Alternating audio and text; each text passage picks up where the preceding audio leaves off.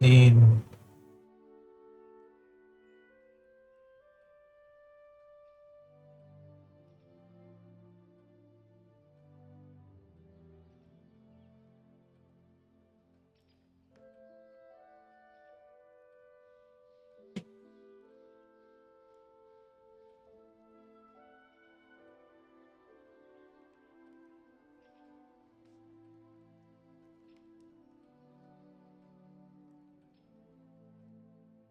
I lah.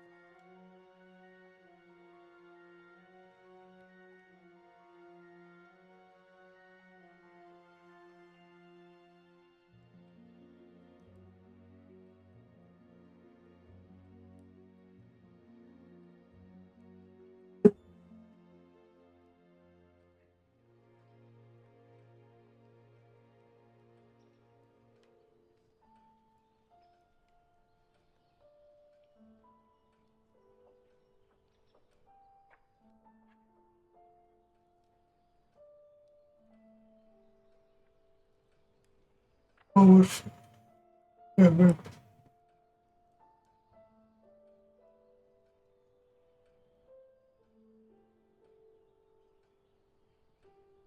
Please continue.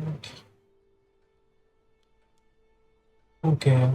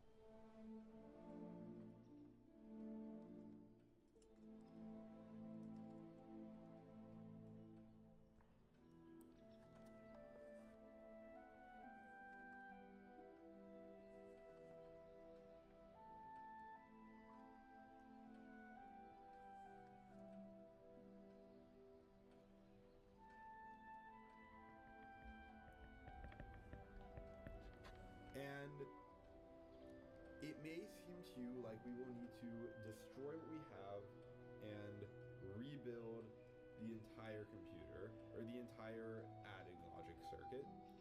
But it turns out another really interesting takeaway, at least what I would call interesting, is that we are actually 95% of the way there with what we have up top to being able to do subtraction. And the reason is remember what we said earlier? We said that if we wanted to do A minus B, it is really the equivalent of doing A plus negative B. And so we know this circuit can do A plus negative B, but the issue is we have B being fed in as all of our inputs. We don't have negative B. And how then, if we have all these B inputs, can we actually make them negative B? So what I'm going to do here is pause this video and redraw this circuit in a slightly more optimal and more condensed way, and at least in a way that I can show everything on my screen at once. And then I will cut back and we can pick up and answer this question. Okay, so I have drawn this in, and let me go ahead and erase these bars on the side. And let's do a little recap of what I have here. And you've also noticed that for about the first time in this video, I've decided to use something besides the color white, so you're welcome. And basically, I wanted to color code things because we have a lot going on here. And I'd also, before I even start to explain this, would like to appreciate, or hope that you can appreciate, how much less painful this is now that we've abstracted these logic gates out of the way. And it's still pretty messy, so we can do more. Eventually we'll abstract this entire thing. But as we have it right now, this is fairly reasonable to look at, and hopefully with the color coding and the explanation I'll give in the next few minutes, we can make sense of this. So what I have up top are our 8 A inputs and our 8 B inputs. And I'm drawing these little circles because you'll see this notation if you ever end up watching some other videos, where this represents an input almost. And we can either put in a 0 or a 1 to that input, and it's just a notation. And I personally think it's a reasonable notation. And if we were to do this in the real world, then this circle would probably just be some source of electricity or not. And, you know, we'd connect electricity there and go through that wire into the corresponding full adder. But I have all the A inputs highlighted in red, or orange, if that is orange to you. And I'm actually not sure what it is to me. I'll stay with orange. So I have all the orange connected to all the A's, and those go into the A lines of the full adder. And it doesn't really matter if we commute A or B for the full adder. It doesn't really make a difference, because A plus B is the same as B plus A. But more interestingly, I have, or equally interesting, I guess, there's not really anything more remarkable about it, I have all the B's in blue going into the B inputs of each of these A full adders. And then I have, in gray here, the carry out from each adder going into the carry in of the next adder. And the one exception to that is the very last carry out from the very last full adder, and that comes down here. And so the greens are the sum bits of each of the full adders. And sorry, I don't know if I was just saying half adder. I meant to be saying full adder. If I was, I apologize. And we know that the carry out from the last full adder is special because it is not just carry out, but it's part of the output of our sum. Whereas all the other previous carry outs, we need them to do the computation, but we don't really care what they are. We just care what the result is. And that last carry out is technically part of the result. And the only other interesting thing is this over here, where I have this carry into the very first full adder, and we said that's just going to be a 0, so I kind of written this 0 in quotations. And I've given it some special attention. That's because we're going to see that it may not actually always be the case that we want it to be 0. And I also wrote S9 in quotes down here because it's really equal to the carry out of the 8th full adder, so we can say carry 8, but I wanted to make it apparent now that, you know, even though this is the carry out, when we use it, it actually does become part of the product, the result of the sum. And so I think it makes sense to treat it like the rest of the result bits. But I'll leave it in quotations in this diagram for now, so you can understand that it is a little bit different from the rest and where it comes from, but when it comes to interpreting the output, it's the same. So now you can see we have this circuit where we could put in our A values and then our B values, and we'd be able to read the output right here. And you could understand all the logic gates if you really wanted to. You could take this yourself and draw all the logic gates, but that's not necessary for what we have going on right here. Now, what we really said that we wanted to do was figure out how to do this subtraction with our circuit that we have here. And we know that this circuit can do A plus B, and the issue is we want to do A minus B. And how can we do that? Well, I invoked the rule that we learned at the start of this video, which was A minus B is equal to A plus negative B. So what we really want to be able to do here is take the inputs. We'd like to have the same circuit. We'd like to be able to use the same circuit for addition and subtraction, and have a way of telling it when we're adding and when we're subtracting. And when we're subtracting, we don't want to feed the B's. We want to put our B input up here, but we don't want these Y just to feed directly into these gates, because we want negative B to feed into each of these adders. And so let's think about how we can accomplish that. And I'm going to write down what we learned earlier. Given B, or given A or B or C, any variable, to get negative B, what do? We do the invert every bit in B. So invert the bit meaning just a digit position in B. And more formally put, let 1s become 0s, and let 0s become 1. And once we do that, there's one other thing we have to do, if you remember. That's we have to add 1 to the result. So add 1 to the result. And that's decimal 1 or binary 1, they're equivalent, whatever one you want to conceptualize. And so if we had this number 1, 0, 1, 1, and we wanted to negate it, then we do 0, 1, 0, 0. So that's our step 1. And then we add 1 for step 2. So we do 0, 1, 0, 0 plus 0, 0, 0, 1. And we're left with this result right here. And you might be wondering something very valid, and that's, I said, up until this point, we've been building these full adders that only work on positive numbers. And that's true, but it actually works out with negative numbers as well. And this is true because very early in the video, I showed you how to do addition and subtraction in binary, and we learned that addition for negative numbers is the same as positive numbers for 2's complement representation. And subtraction also works out as long as we can just negate the number. So this circuit, we've only been using it with positive numbers, but it turns out we can use it to add negative numbers as well. And so now we're going to learn how we can, now that I've kind of shaken that up a little bit, because I've been ignoring all these negative numbers, but it is the case that this works with, that it does work with negative numbers. You could actually plug in an example, maybe not on the 8-bit one, but on our 2-bit example, our 2-bit adder, and we just had 2 full adders string together and see that it actually does work out. And what we're interested in, though, back to the topic, is how can we do subtraction? And so we have b and we want to get negative b. So what we really saw is we could take all of the bits from b for step 1 and just flip them. And how do we do that here? And what we can recall is that we actually have a logic gate that does exactly this, and it's our good old inverter. The inverter looks like this. If you feed it in a 0, you're going to get a 1. If you feed it in a 1, you're going to get a 0. And, oops, let me erase that. This is exactly what we like. So to accomplish the first step, what we can really do is have our inputs of b and just feed each of them through an inverter whenever we want to subtract. That's the issue. We want to be able to distinguish when we're adding and subtracting, but let's just assume that we're just going to use this for subtracting. So we'd end up inverting all of these, and so I guess I'll just draw an arrow and I do some sort of demarcation that we'd invert, and that handles the first step. And then the second step is adding a 1 to the result. And now let's think about this, because this is a little bit weirder. And how can we do this with the paradigm that we have up here? This is a good challenge question, and it turns out to add 1, we could just feed in a carry in of 1 to the very first addition, because we know that when we have, for some digit position when we're doing addition, if we have a to the x and then b to the x position, addition, so let's just back. So to accomplish the first step, what we can really do is have our inputs of b and just feed each of them through an inverter whenever we want to subtract. That's the issue. We want to be able to distinguish when we're adding and subtracting, but let's just assume that we're just going to use this for subtracting. So we'd end up inverting all of these, and so I guess I'll just draw an arrow and I do some sort of demarcation that we'd invert, and that handles the first step. And then the second step is adding a 1 to the result. And now let's think about this, because this is a little bit weirder. And how can we do this with the paradigm that we have up here? This is a good challenge question, and it turns out to add 1, we could just feed in a carry in of 1 to the very first addition, because we know that when we have, for some digit position when we're doing addition, if we have a to the x and then b to the x position, then we also take in a carry in at the x position, and we output a sum at the x position and a carry out at the x position. And this carry in effectively just adds another value to our step.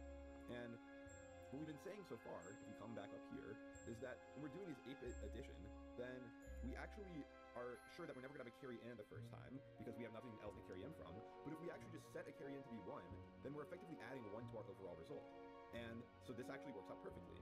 And so you might be wondering, well, this adds 1 to our result, but we're trying to just add 1 to b. But doing those are synonymous. If I do a plus b, so if I have all these a's, and then I have all these b's, but I want to do a minus b, then first off I invert all of these, and I'm just using this bar up top. This notation of this bar on top of b just means the opposite of b. And if we just throw a 1 up here, then this is the same thing as doing, and now this becomes addition, a plus, and then we could have done b, the negated version, plus a 1.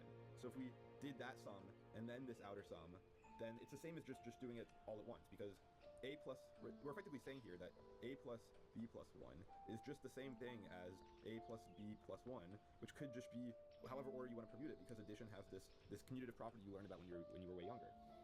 And this is a really powerful result. This lets us mean that when we want to do subtraction, we could just set this carry in, which we know is going to be a 0 for addition, to be a 1, and it adds 1 to our result. And so we found a way, effectively, using our circuit of full adders that we originally designed for addition, to be able to do subtraction. And when we want to do subtraction, we're going to do, instead of a minus b, we're going to do a plus negative b. And we have b's as the input over here, and to make it negative b, we're going to take the 2-step process. The first of which is inverting all of b's bits from 1s to 0s or 0s to 1, and the second step is adding a 1 to the result. And we can do both of that with the circuit we already have, minus a few additions of inverters, the circuit we already have. Effectively using our circuit of full adders that we originally designed for addition to be able to do subtraction. And when we want to do subtraction, we're going to do, instead of a minus b, we're going to do a plus negative b. And we have b's as the input over here. And so we found a way, effectively, using our circuit, B. And we have b's as the input over here, and to make it negative b, we're going to take the two-step process. The first of which is inverting all of these bits from 1s to 0s or 0s to 1, and the second step is adding a 1 to the result. And we can do both of that with the circuit we already have, minus a few additions of inverters. So what we're going to go ahead and do now is, there's one final step, and that's that we need to distinguish when we're adding or subtracting. Because when we're adding, we don't want b's values to be inverted, and when we are adding, we also want this carry in to be a 0. But when we're subtracting, we want the carry in to be a 1, and when we're subtracting, we want all of these bits to be inverted. So how can we actually do that? And what we're going to do is add another input to our circuit, and that's just going to be the addition-subtraction flag. So I'll make this a circle for consistency, and I'll just write this as a/s. And what I'll say is that if this is 0, so if 0, then addition, and if 1, then we'll do subtraction. And that's just how we're designing this, and then we'll be sure for the rest of this to make sure that we adhere to that consistently. And then what we want to do is, how do we deal with, well, this first part's easy. For then what we want to do is going to be the addition-subtraction flag. So I'll make this a circle for consistency, and I'll just write this as a/s.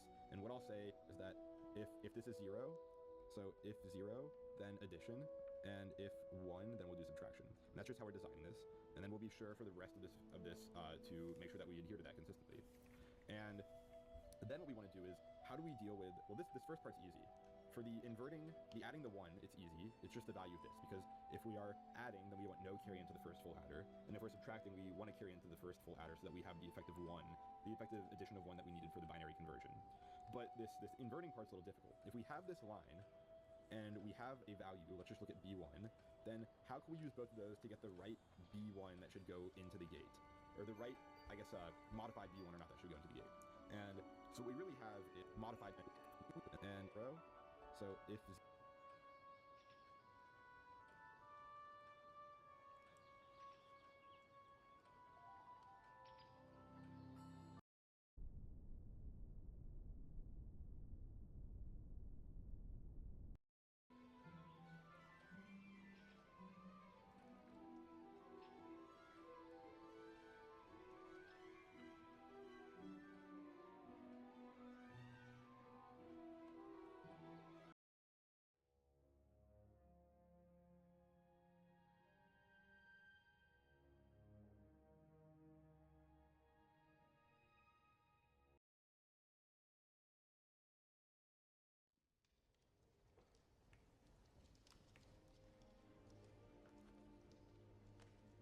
0, then addition, and if 1, then we'll do subtraction. And that's just how we're designing this, and then we'll be sure for the rest of this to make sure that we adhere to that consistently.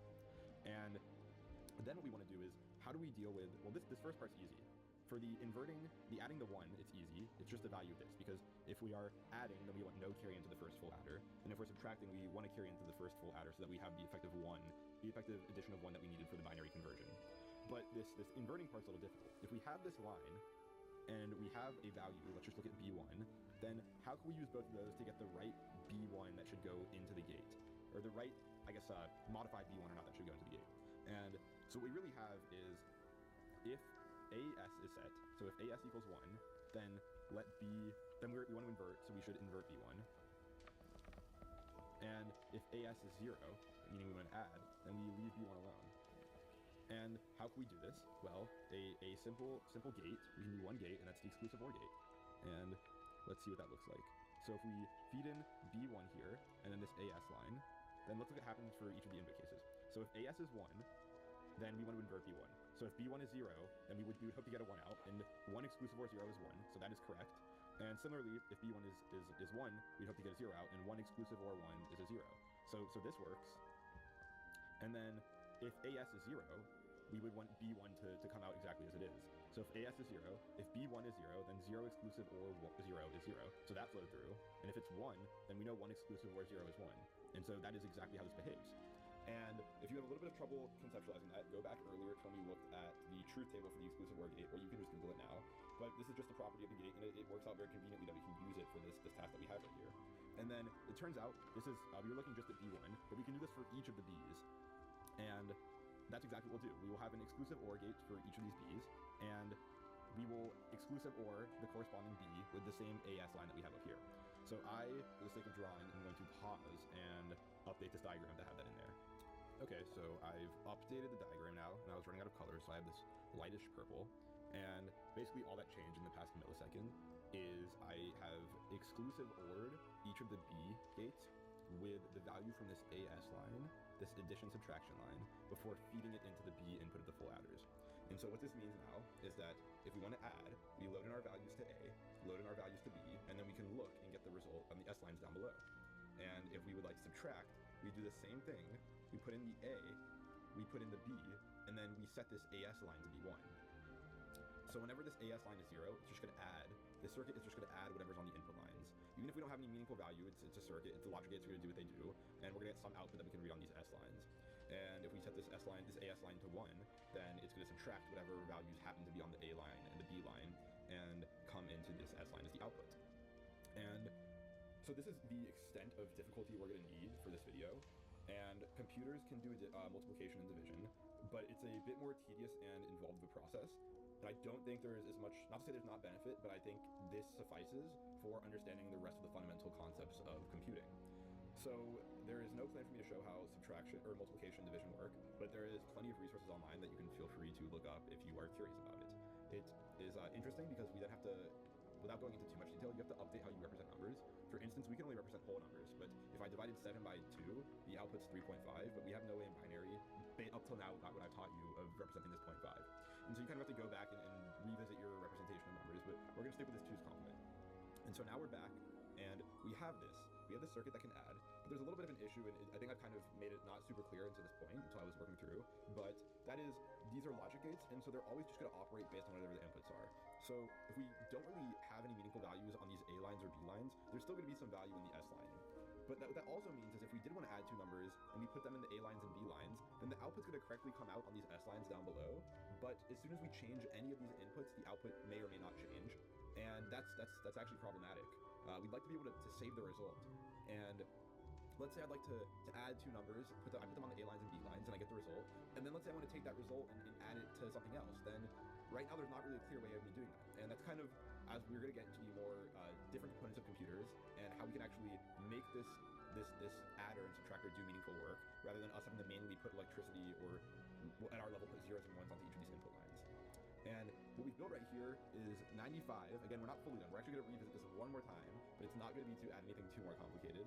But what we've built right here is called the ALU. It stands for the Arithmetic Logic Unit, and every computer has one of these. The computer you're watching this on has one, and it's responsible for doing the arithmetic. And I mentioned this earlier, but computers are effectively glorified calculators.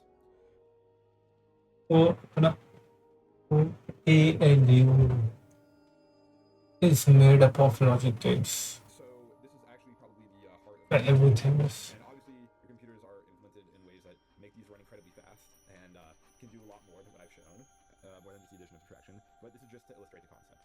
And what we'd like to do, as I've kind of hinted now, is be able to take the result of an addition or subtraction we do on the circuit and save it. But we know with these logic gates, at the moment we change one of their inputs, the output may or may not change, depending on what the gate is. But in general, it's safe to assume that once you change the input to a logic gate or a circuit, if you change any of the inputs, it's not necessarily going to be the case that the output stays the same. So if I have these A lines set to some value, and I have these B lines set to some value, I would need to, in the real world, wait a small amount of time for these logic gates to do their work and settle. And then that's something we'll talk about more later. But then once we give it some time to settle and to do all the electricity flows through and everything, we'd like to be able to take this output and save it. And this is what I mentioned earlier in the video at the very start. This is going to be the second hardest concept we taught in the video. The first, most difficult, in my opinion, was learning binary, which you made it past, and this is the fullest you'll learn binary. But the second concept is how can we save numbers with logic gates? And so I'm going to scroll down because this is going to be a new segment of the video. So everything we've looked at so far had this property that I talked about earlier called determinism.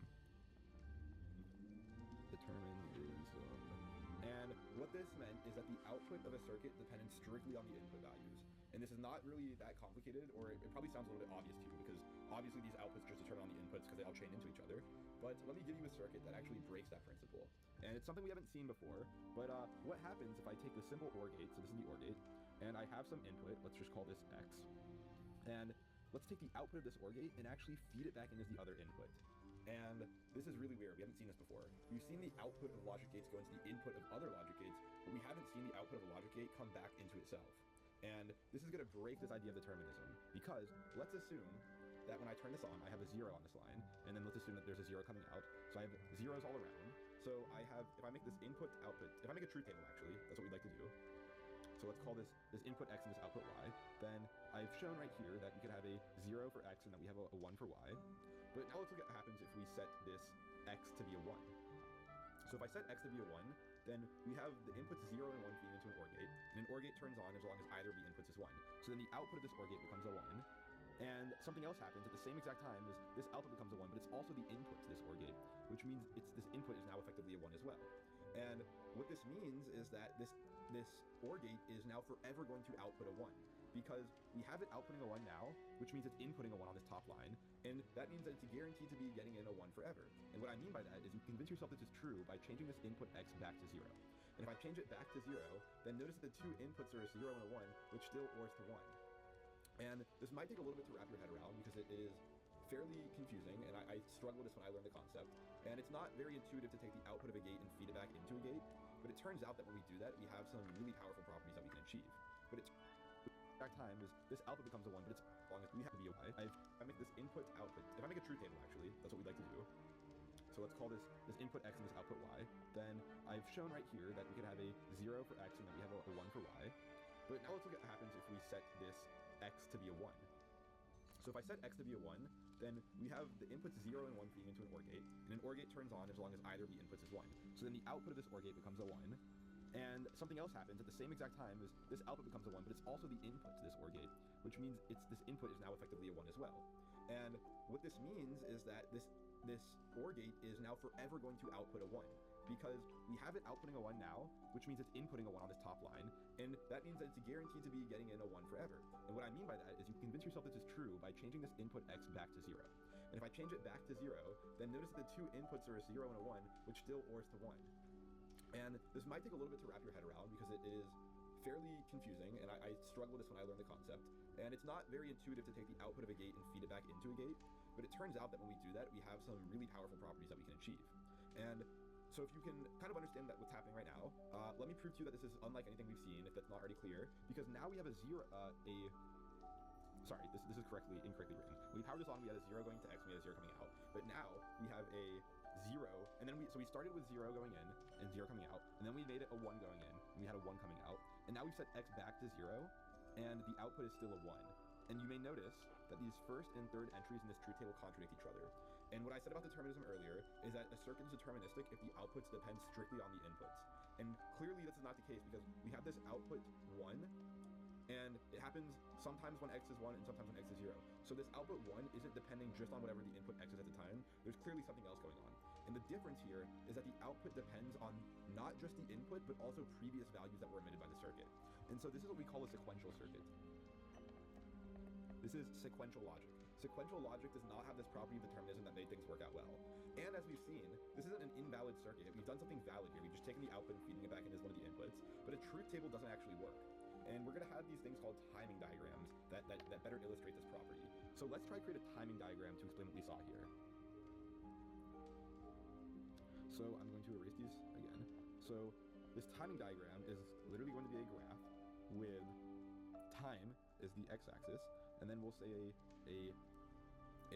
we'll have separate lines for the x and y. So, oops, did not mean to erase that. X and y, and we assume that they both start off as 0.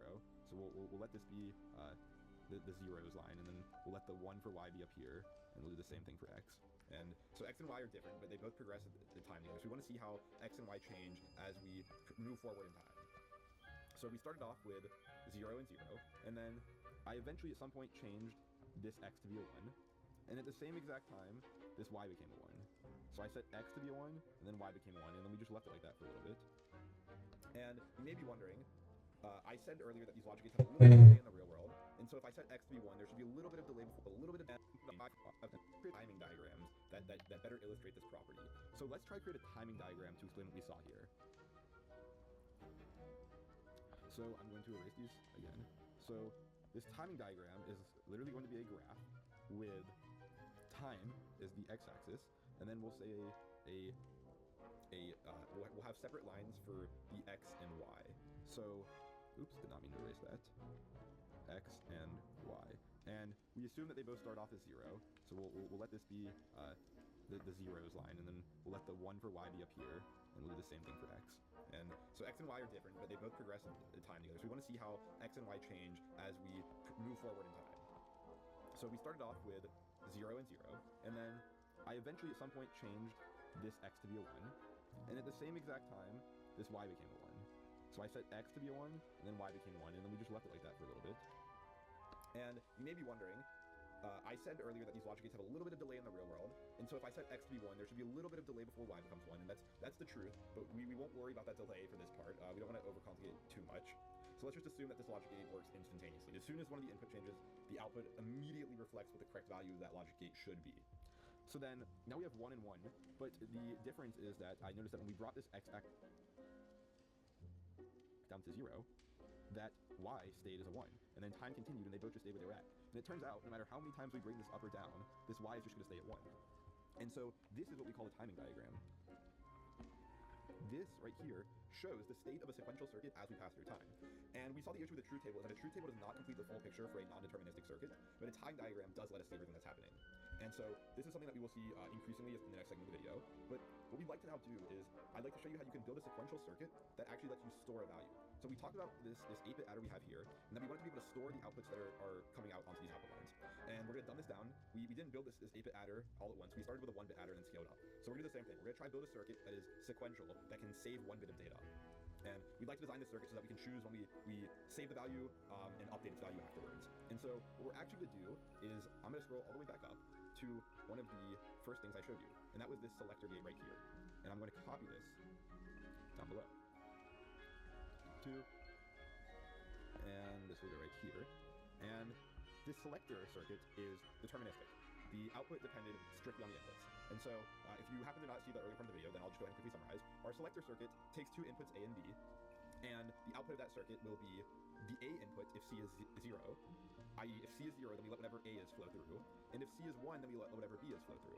And I originally showed you this circuit earlier in the B is flow through. And so if you happen to not see the earlier part of the video, then I'll just go ahead and quickly summarize. Our selector circuit takes two inputs A and B, and the output of that circuit will be the A input if C is 0, i.e. if C is 0, then we let whatever A. And I originally showed you this circuit earlier in the video to show you a motivation as to how you could build more interesting circuits by chaining logic gates together. And this was the first example I showed, but it turns out we can kind of build something very interesting by making this selector non-deterministic. And so let's see just how we can do that.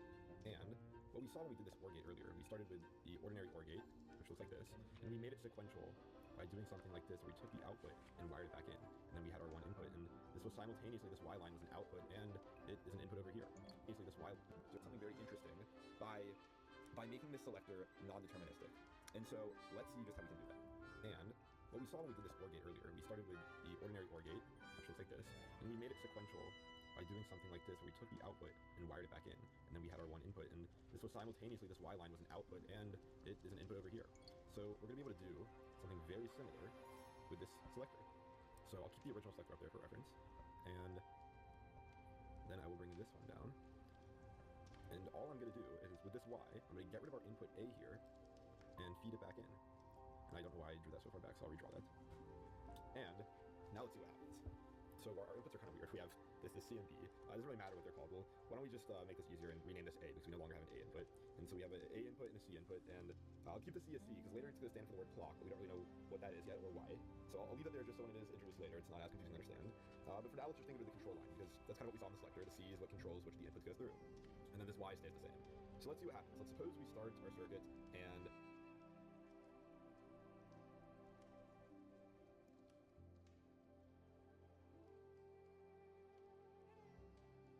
C is a 0. Then we know that when C is a 0, it lets the value up top flow through. And let's also assume when we start the circuit, everything's a 0. So this Y is also a 0. So we have a Y coming out, and then we have a Y over here, which means, and the Y flows through. So if we even try to change this A to a 1, let's say, then the other input of this AND gate's a 0. So this output of this AND gate is always going to be a 0, regardless of what A is. And then we have the 0 ORed with the 0, and so we're always going to output a 0. But then let's suppose we have our 0 here. So we have our 0 on Y still, and let's go back to 0's A. And now let's suppose we flip C from 0 to 1. And now what this means is that whatever's on A's value should flow through. So we have this 0 going through, and it's just going to propagate out, and it's also, we already had a 0, so it's going to propagate in, and that's the same thing as before. But things get a little bit interesting when we actually take this A and make it a 1. And that's not the only thing we need to do with this string, because we know when we make A a 1, then this is going to be a 1, which means this is automatically going to be a 1, and it's the same one as above. So all that's really changed right now is nothing. We've seen that when C was started off as 0, then we actually weren't able to change the output at all, because it was just the input, the output was flowing through in a circular fashion. But now when C is 1, we let this A flow through, and it kind of controls this entire circuit, because it flows through, and it's flowing back around here. But let's look at what happens the moment we go from C being 1 to 0. And this is where things get a little bit tricky to rationalize. But what we see here is that we start off, we have a 1 coming out here, which is a 1 up here. And I'm just actually going to erase that, 'cause it's the same one, it's the same wire. And we have C being 1. And the moment we go from C being 1 to 0, then what happens is that this becomes a 0, and this becomes a 1. And we know that the output of 0 and 1 is 0 here, and the output of 1 and 1 is 1 here. And so we have this 1 come through, and then the output of that OR gate is still going to be a 1, and this line doesn't change at all. And that's a little, may take a little bit to understand that, but nothing crazy has happened. But if we change A to 0, then nothing is going to change either, because we already know that this AND gate is always going to output a 0. And we know that when C is equal to 0, the whatever value is on this line is going to flow through. So what this pretty much means is we have two observations: is when C is 0, output doesn't change. Output doesn't change. When C is 1,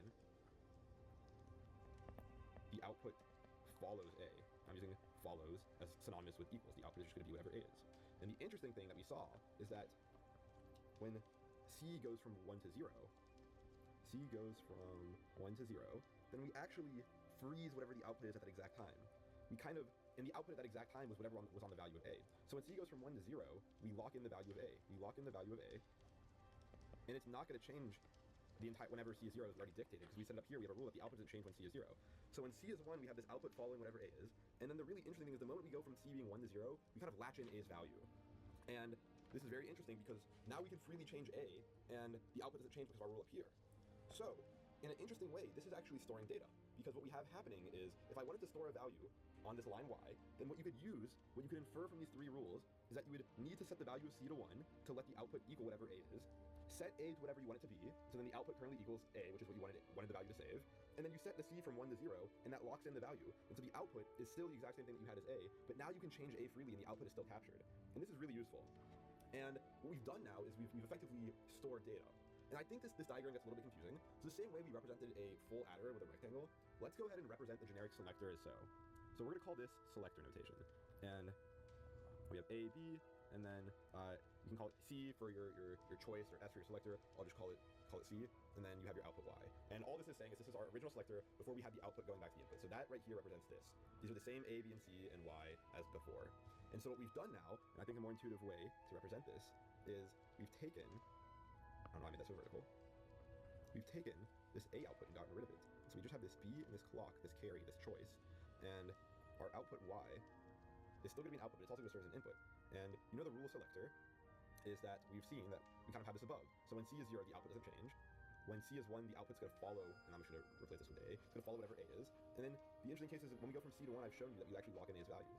And we've come to the point in the video, I've been drawing on the screen for about 3 hours, that my regressive handwriting skills are getting a little too complicated to follow for you. We have these 1s and 0s diagrammed all over these logic gates, and it's not very intuitive what's happening anymore.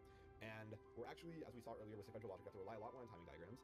So it is time for me to actually switch over to some computer software and make this a lot easier for you to understand. So let's look at this exact same example before, but let's migrate it over to computer software. So I'm going to switch screens here. Now on this new software, and as you can see, our logic gates are actually drawn somewhat visibly coherent. And I've built the original selector that we've seen, and I'd like to show you that the selector works as we expect.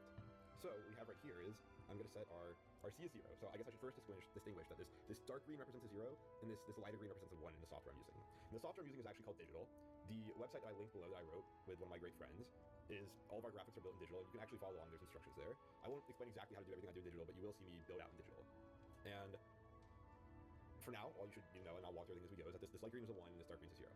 So in our first case, we can see that C is a 0, and the rule we said earlier for a regular selector is that if C is equal to 0, then Y should follow whatever A is, and we see this happening. You can kind of see, I think it's easier to visualize now, this A just flowing through, and you can see B's value just gets cut off by this AND gate because the value is 0. And this is far more intuitive to see on the software once you can recognize the lighter green being a 1 and this dark green being a 0.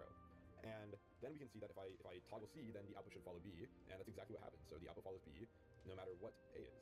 And we've built our selector circuit. And another cool thing the software does is it will let me generate a truth table automatically, so we don't have to do everything by hand. So you can see for this circuit we have right here, that the truth table that I have drawn out previously in the video is equal to the same truth table that's being shown right here. And I won't switch back to my drawing because it's going to be a pain, but you can go back in the video and see yourself that's true. And then the last thing I showed you before I switched to this view was that there's a notation to draw a selector. So, and we said it was represented with this right here. So let's go ahead and see what that looks like. So I'm going to copy this over, and we will see what the output looks like. So I have our A, and let me call this A2 so we don't get it confused. Then we have B, I'll call it B2, and then we can also have our C2. And these are the same circuit before, and we're going to have our Y2. And another thing about the circuit is we represent our inputs to be squares, and you can see, you saw me previously clicking them, and our outputs are going to be circles. So now, if I play this, let's convince ourselves this is true. So C2 is 0, so whatever we set A, it should flow through, and that should happen regardless of what B is. And we see that happening. And then if I toggle B, then nothing should happen. That's the case. And then if I flip C to 1, then we see B flows through, and toggling B lets that value flow through, and toggling A has no effect. And hopefully that is enough to convince you that these are equivalent circuits. And I can actually delete this right here and do the same truth table generation. And if you go back this time just a minute, you'll see that these two truth tables are the same.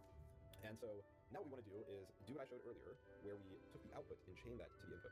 So I'm going to rename this, I'm going to rename everything accordingly, and this A goes away, but let's just call this B, and let's call this C, and let's actually just reset A when I was drawing on the screen, so let's be consistent here. And let's have this output feed into the input. So now if I do this, then the point I was trying to make earlier, which I think may have been a little hard to visualize without seeing it in this manner, is that whenever C is 0, the output is not going to change. Because whenever C is 0, we let this top input flow to the output. And then whenever C is 1, the output's just going to be whatever the input is, whatever this value A is, because the selector behaves such that when the C is equal to 1, we let the bottom input flow to the output. And the interesting thing was then when we toggled C from 1 to 0. And what we said is going to happen is that at the moment we toggle C from 1 to 0, it's going to go from letting this bottom input flow through, it's going to go from letting the bottom input flowing through to letting the top input flow through. And the top input is actually equal to the bottom input whenever C is 1 because it's all the same circuit as you've been able to see. So what's going to happen is I'm going to toggle this to 0, and this value is going to start coming through, and this value is a 1, and it's going to trap this 1 in this loop right here. You have a little bit of a feedback loop happening. And I know this is a little difficult to understand, but it should be. This is what I explained is the other one of two hardest concepts to understand in the video is what I'm showing you right now.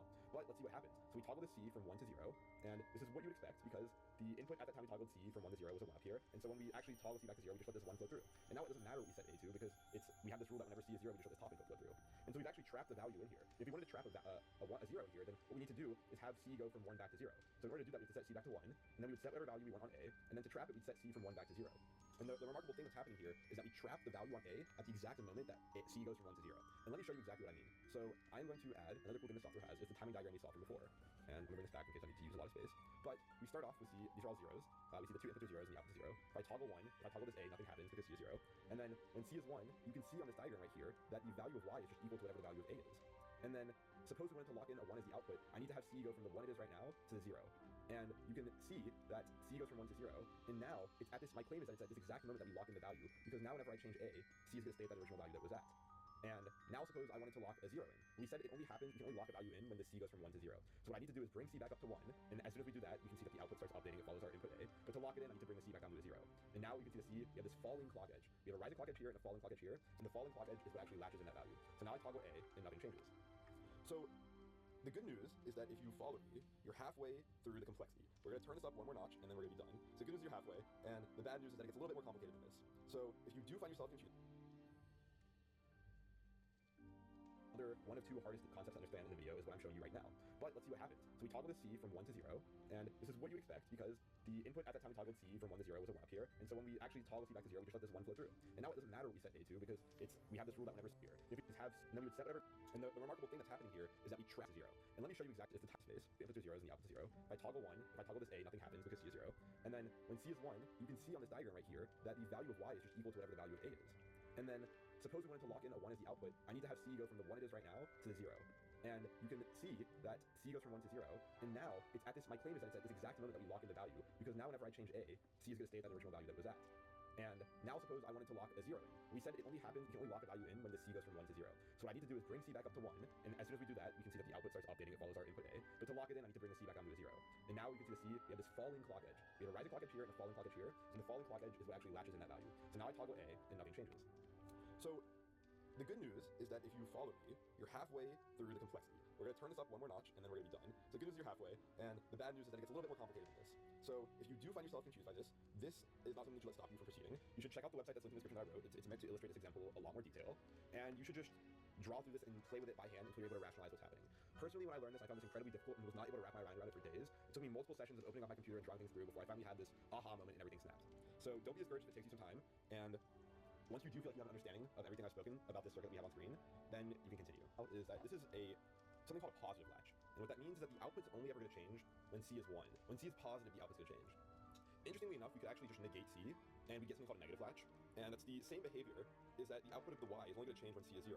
So on the positive latch that we just saw, you lock in a value when the C line goes from a 1 to a 0, and on the negative it's the opposite. You lock in the value when the C goes from a 0 to a 1. So let's actually look at what that is. And I have it here, and I probably shouldn't erase this. Let me do this. And now let's look at our timing diagram. So C is 0 now, and previously we said that when C is 0, the output's going to follow this top input, which is equal to the output, so it's never going to change. But now we see we're toggling A and it is changing. And that's because when you invert this C line to a selector, also known as a multiplexer, it just inverts the behavior. So the original selector, when C is 0, it lets this top input flow through, and when C is 1, it lets this bottom input flow through. But now we've inverted it, it's the opposite. When C is 0, we let this bottom input flow through, and then when it's 1, we let this top input flow through. And so if I want to set a value, I need to get it so that we have the value coming through, and I want to pick the output to be this one. And we do that by setting C to be 1. So to set a value, I have my A, let's suppose I want to store a 1. Then I need to put this C to 1, and now we're selecting this top line, and now as much as I toggle A, nothing happens. And then if I set C again, then notice now that the output follows A, and then at the moment where I set C back to 1, we start picking this top input again, so now the output's never going to change. And so this is called a negative latch, because it latches onto the value whenever we go from 0 to 1. So it's latching on whenever we have this input C being 1. And it turns out that there's a shortcoming of what I described here. So this is a very interesting combination of circuits, and not that many logic gates have actually enabled us to persist information. But the issue is that if I go back to this original positive latch, instead of the one we were just looking at, the output is changing whenever C is 1. And it works out that if we're trying to store a value, it's fine, because we know that whenever C is falling from 1 back to 0, it stores the value in, and it's not going to change. But we'd like that to be true until the next time C falls from 1 to 0. But that's not the case, because as you can see right here, the output's going from 0 to 1, and now we have this output changing before there's another falling edge. And so it's hard to give full motivation as to why we need this behavior, but it turns out, as something that will become more clear as we design more parts of this computer, is that if we can have information only change at one specific time, then it gives us more time to actually look at this value. So we know that in our current circuit, that whenever C falls from 1 to 0, it's safe to assume that the output is going to be the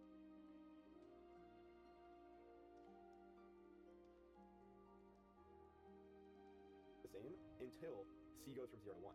And this may seem fine, you're saying, hey, look, this is a lot of time. But what we actually have to do is make this as long as possible, because I mentioned that these logic gates take time to settle, so we'd like our output to be able to be used in other parts of our computer for as long as possible before we lose that stored in value. So what we'd like to do, and what we're going to do next, is update this circuit such that the output Y only updates every time C goes from 1 to 0. And this is going to be very useful, because then it means until the next time C falls from 1 to 0, that value Y is going to be the last latched on value. And you can see that's not the case here, because in between this C going from 1 to 0 and the next time C goes from 1 to 0, we have our output Y changing. And so the circuit that we have right here is called a latch, as I mentioned, and we're going to build something called a flip-flop, which has this desirable property that the output's only going to change when C goes from 1 to 0. To build this, I'm going to spoil the solution.